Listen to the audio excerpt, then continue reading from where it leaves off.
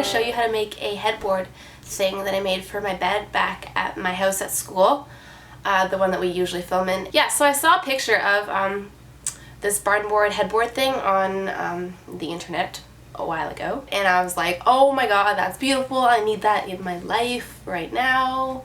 So I googled it, and turns out to buy them they're like $300, so that's not happening. So I figured, you know what, I could probably make one for way cheaper, and I think in total mine was like definitely under $100. So I mean, it's kind of affordable considering how much headboards cost anyways. When I started, I had like an idea in my head about how I wanted it to look like, and then in the end it didn't turn out anything like I originally thought, but I like it a lot better now. So I mean, sometimes it's okay to mess up because good things happen.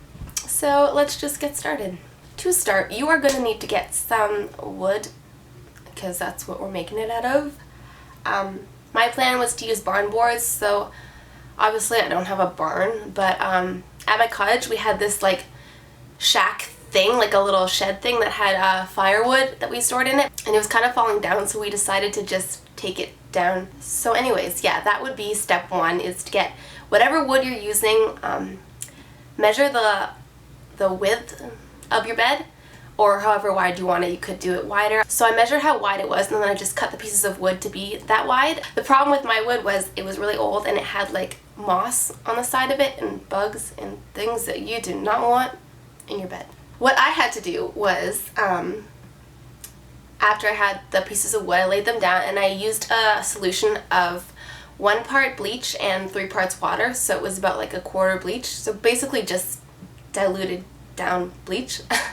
And I used this like scrubber brush thing, and I went over the wood with the bleach solution to kind of kill anything that was on the wood, because bleach does that. But the thing that I didn't anticipate, because I don't know, I wasn't thinking, the bleach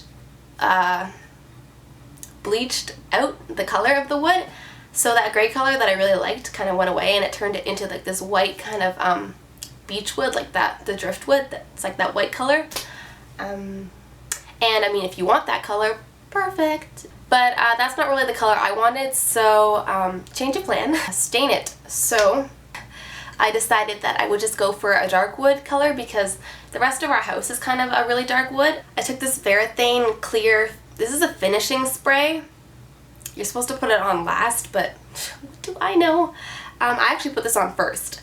So I sprayed my pieces of wood with this clear spray to kind of act as a base so that it wouldn't soak up as much as the stain, because I didn't want it to be super dark. After that's dry, which should take like not even 10 minutes, I took this wood stain, which is by Varathane, and I got all these things at Home Depot. This is not sponsored, Home Depot has everything. It's in the color dark walnut, but whatever, choose whatever color you want, and you just paint it on. Is it called painting when it's staining? Stain it on, I guess. Once you've stained your wood, then again I'm using that clear stuff, which is supposed to be a finishing spray, so now you're using it the right way.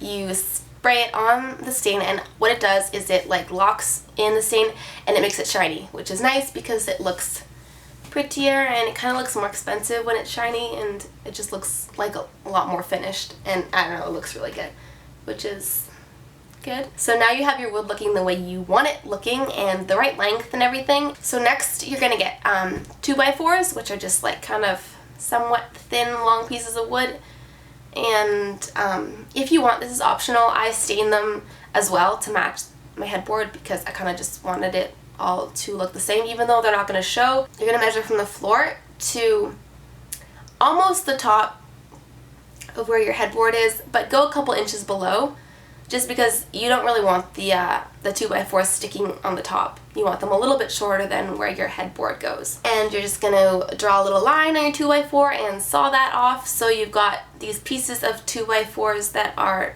the right height. Yeah. Next, this part's important. Your mattress should sit in like a metal frame, and on the back of the frame there should be these like metal bracket things that have holes in them, and that's where you're supposed to screw your headboard into. So what you need to do now is measure how far apart those holes are from each other on your metal frame. So you know where the rods of your headboard need to be.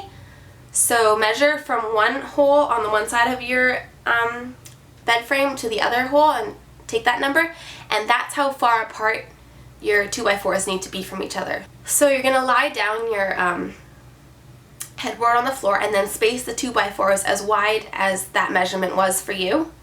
Obviously it's different if you have like a single bed or a king or a double or whatever. My bed's a double. As you can see in this shot here, that's kind of how wide mine were. So once you have your barn boards down and your 2x4s and everything lying the way it is exactly going to be, you're just going to basically screw it together now. And it's probably going to be a lot easier to use a drill. You probably have to use a drill. I use a drill. Use a drill. And just remember that you need to put a screw in every one of the boards to hold them all together. It's better to overscrew than underscrew. So now you're kind of on to your last step. And this part again is important, but it's going to differ depending on the bed you're using. You need to go back to your metal bed frame. You need to measure from the floor up how far those holes are in your frame, because everyone's bed is like different heights off the floor, so you just need to know how high up those holes are on the metal frame. So once you do those measurements, you're just going to put little circles on your 2x4s so you know where you need to drill your holes. Once you have those holes drilled, just take it and line it up against the metal frame and pray that your holes line up. So just take long screws, and you probably need like a, what's the word? A bolt, yes, to screw it on and hold it in place. I am not good at construction terms at all, and I made this. So after you're done all of those steps, you should have something that kind of looks like a headboard.